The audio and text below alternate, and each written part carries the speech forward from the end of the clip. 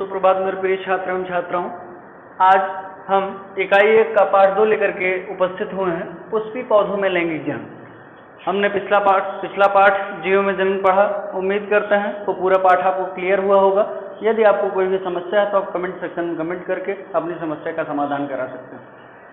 आज हम पढ़ेंगे पाठ 2, पुष्पी पौधों में लैंगिक जनन, यानी कि ऐसे पौधों में लैंगिक जनन जिनमें पुष्प उपलब्ध होते हों, फूल उपलब्ध होते हों, या फिर ऐसे पौधे जिनमें फूल मौजूद होते हों, उनमें लैंगिक जनन कैसे होता है, उसकी पूरी प्रक्रिया क्या है, इसके बारे में यहाँ पर हम पढ़ेंगे। जैसा कि हम सभी लोग जानते हैं कि पुष्पी पौधों में यदि लैंगिक जनन हम लोगों को पढ़ना है, सबसे पहले हमको पुष्प की पूरी संरचना समझनी होगी। तो यहाँ पर ये पुष्प की संरचना बनी हुई है। अब इस संरचना में कौन सा भाग क्या है, हम आप लोगों को ये बताएंगे। आप देखते होंगे जो फूल का सबसे निचला हिस्सा होता है, जहां से फूल की शुरुआत होती है, जहां से पुष्प की शुरुआत होती है, उसका निचला हिस्सा हरी हरी पत्तियों से ढका रहता है। उन हरी पत्तियों को हम बाह्य दल पुंज के नाम से जानते हैं। उन हरी पत्तियों को हम बाह्य दल पुंज के नाम से जानते हैं। वहीं पर यदि कलरफुल पत्तियों यानी रंगीन पत्तियों, जिनको हम लोग अक्सर फूल के नाम जानते हैं, उन रंगीन पत्तियों के बारे में यदि हम बात करें, जो पत्तियां लाल, पीली, हरी इस कलर की होती हैं, उनको हम जो है दल पुंज के नाम से जानते हैं। उनको हम दल पुंज के नाम से जानते हैं। वहीं पर आप देखते होंगे पुष्प के बिल्कुल बीचों बीच या फिर किनारे वाली संरचना पर आपको एक लंबे डंडे जैसी संरचना दिखाई देती होगी। उस डंडे जैसी संरचना को हम पुमंग के नाम से जानते हैं,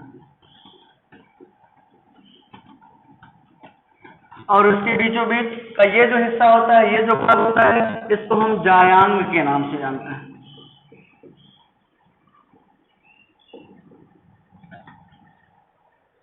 जब ढेर सारी निचली हरी पत्तियां आपस में मिली रहती हैं, आपस में जुड़ी रहती हैं, उन सबको हम एक साथ बाह्य दल पुंज कहते हैं। यदि सिर्फ एक पत्ती की बात हो तो उसे हम बाह्य दल कहते हैं। उसे हम बाह्य दल कहते हैं। यदि सिर्फ किसकी बात हो रही हो, एक इकाई की बात हो रही हो, उसे हम क्या कहेंगे, बाह्य दल कहेंगे। वहीं पर बिल्कुल ऐसा ही यहाँ पर भी होता है। जो कलरफुल पत्तियां होती हैं, जो लाल होती हैं, पीली होती हैं, उनको जब हम उनकी सारी इकाइयों को, यानी कि एक पुष्प में लगभग 6 से 7 कलरफुल पत्तियां होती हैं, जब हम उनको सबको एक साथ बोलेंगे तो दल पुंज कहेंगे। यदि एक इकाई की बात होगी तो उसे हम दल कहेंगे। उसे हम दल कहेंगे यदि एक इकाई की बात हो रही हो। वहीं पर जो पुमंग का भाग होता है, पुमंग का भाग, इस पूरी संरचना को हम पुमंग कहते हैं। लेकिन अगर एक इकाई की बात करें तो उसको हम लोग पुंकेसर कहते हैं। उसको हम लोग पुंकेसर के नाम से जानते हैं। वहीं पर जायांग की बात करें, जायांग भी ढेर सारी संरचनाओं का समूह होता है। यदि एक इकाई की बात करें तो एक इकाई जायांग का क्या होता है, स्त्री केसर होता है। स्त्री केसर होता है। जायांग और पुमंग, पुमंग जो होता है वो पौधे का नर भाग होता है। कौन सा भाग होता है, नर भाग होता है। और जो जायांग होता है वो मादा भाग होता है। जो पुमंग होता है वो नर भाग होता है, और जो मादा भाग होता है वो क्या होता है, जायांग होता है। अब हम थोड़ी सी चीजें समझ लेते हैं। यदि हम दल पुंज और बाह्य दल पुंज के बारे में बात करें, यदि हम दल पुंज और बाह्य दल पुंज के बारे में बात करें, तो दल पुंज प्लस बाह्य दल पुंज, जब इन दोनों को हम एक साथ जोड़ते हैं, या फिर जब इन दोनों को हम एक साथ पढ़ते हैं, या फिर एक साथ इनके बारे में बात करते हैं, इसको हम लोग सहायक चक्र कहते हैं। जब इन दोनों के हम इकट्ठे बात करते हैं, या फिर ये दोनों जब आपस में जोड़ते हैं, तो उसे हम क्या कहते हैं, सहायक चक्र के नाम से जानते हैं। अभी हम आगे पढ़ेंगे कि सहायक चक्र क्या होता है। सबसे पहले हम ये जान लें कि जब हम दलपुंज और बाह्य दलपुंज को एक साथ पढ़ते हैं या फिर एक साथ उनको जोड़ते हैं तो उसको हम सहायक चक्र के नाम से जानते हैं।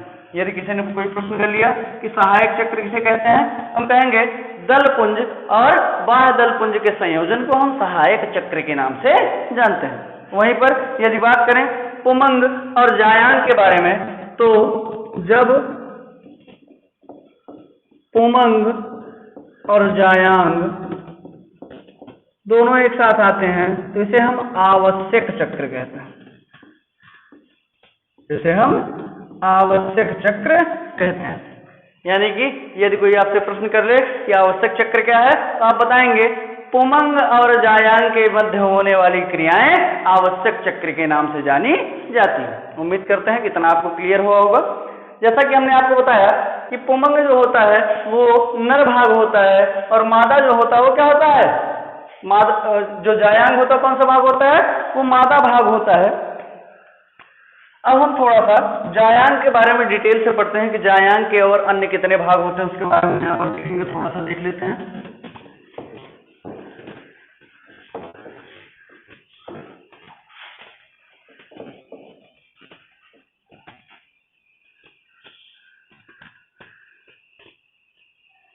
पौधे के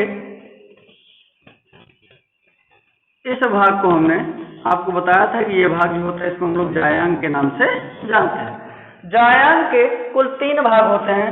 सबसे ऊपरी हिस्से को जो ये गोल संरचना दिखाई दे रही है इसको हम वर्तिकाग्र कहते हैं। इसको हम लोग वर्तिकाग्र के नाम से जानते हैं। ये जो बीच में पतली संरचना दिखाई दे रही है इसको हम वर्तिका कहते हैं। इसको हम वर्तिका के नाम से जानते हैं।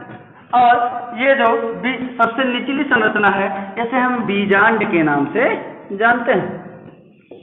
यानी कि जो हमारा जायांग होता है उसके 3 भाग होते हैं। सबसे ऊपरी हिस्सा वर्तिकाग्र, मध्य का हिस्सा वर्तिका और सबसे निचला हिस्सा बीजांड के नाम से जाना जाता है।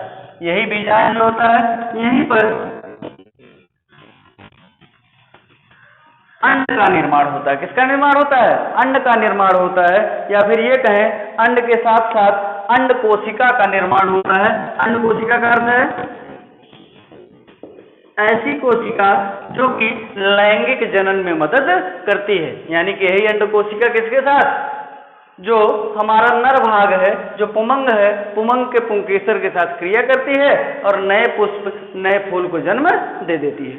उम्मीद करते हैं कि ये जायांग का भाग आपको समझ में आया होगा। इसके 3 भाग होते हैं। अब थोड़ा सा हम बात करते हैं परागकोश के बारे में।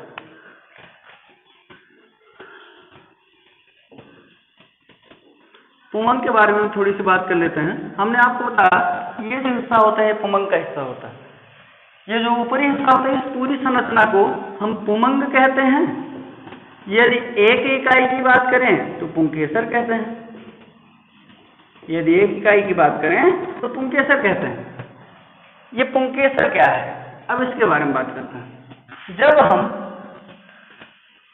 इस ऊपरी हिस्से को डाइसेक्ट करते हैं, काटते हैं, इसके भीतर हमको छोटे छोटे पराग कण, हमको क्या मिलता है, छोटे छोटे ढेर सारे पराग कण मिलते हैं। और इन्हीं पराग कणों के भीतर ये पुंकेसर मौजूद होता है। ये पुंकेसर क्या करता है, ये जायांग के अंड कोशिका के साथ क्रिया करता है, लैंगिक जनन की प्रक्रिया करता है, निषेचन की प्रक्रिया होती है और नए पुष्प, नए फूल का जन्म हो जाता है। अब हम इसकी संरचना को पढ़ेंगे कि भीतरी तरीके से यदि इसको काटा जाए, यदि इसको बाहर से हम काट दें तो इसकी भीतरी संरचना हमको कैसे दिखाई देगी, इसके बारे में हम बात करते हैं।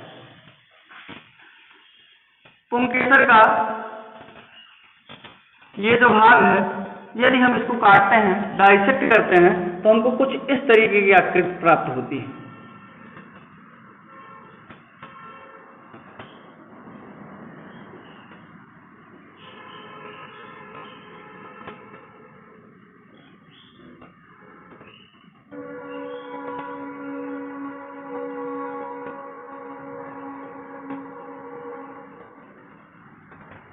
हमको कुछ इस तरीके की आकृति, यदि हम इसको बीचों बीच डाइसेक्ट कर दें तो हमको कुछ इस तरीके की आकृति प्राप्त होती है। ये भाग ऊपरी हिस्सा है और ये भाग निचला हिस्सा है। निचले हिस्से में जब हम इसको डाइसेक्ट करेंगे, काटेंगे, तो हमको 4 सूक्ष्म छिद्र प्राप्त होते हैं। इस स्थान पर 4 सूक्ष्म छिद्र प्राप्त होते हैं और ये 2 पालियों में विभाजित होते हैं। कितने पाली में? 2 पाली में। ये पाली संख्या 1 और ये पाली संख्या 2। कितनी पालियां प्राप्त हुई हैं हमको? 2 पाली। और प्रत्येक पाली में 2 प्रकोष्ठ होते हैं। कितने प्रकोष्ठ होते हैं? 2 प्रकोष्ठ होते हैं। यानी कि 2 पाली है तो कितने प्रकोष्ठ हो जाएंगे? 2 गुणे 2 बराबर 4 प्रकोष्ठों की हमको प्राप्ति हो जाएगी। यानी कि जब हम इस पुमंग के अगले हिस्से को, पुंकेसर के अगले हिस्से को, परागकण के ऊपरी हिस्से को जब हम काटते हैं तो हमको 4 प्रकोष्ठ की प्राप्ति होती है। और इन्हीं प्रकोष्ठों को हम लघु बीजाणुधानी के नाम से जानते हैं। किस नाम जानते हैं? लघु बीजाणुधानी के नाम से जानते हैं। यही लघु बीजाणुधानी ऐसा स्थान होता है जहां पर बीजाणुओं का, यानी या फिर हम ये कहें कि लघु बीजाणुओं का निर्माण होता है, परागकण या फिर पुंकेसर का निर्माण होता है।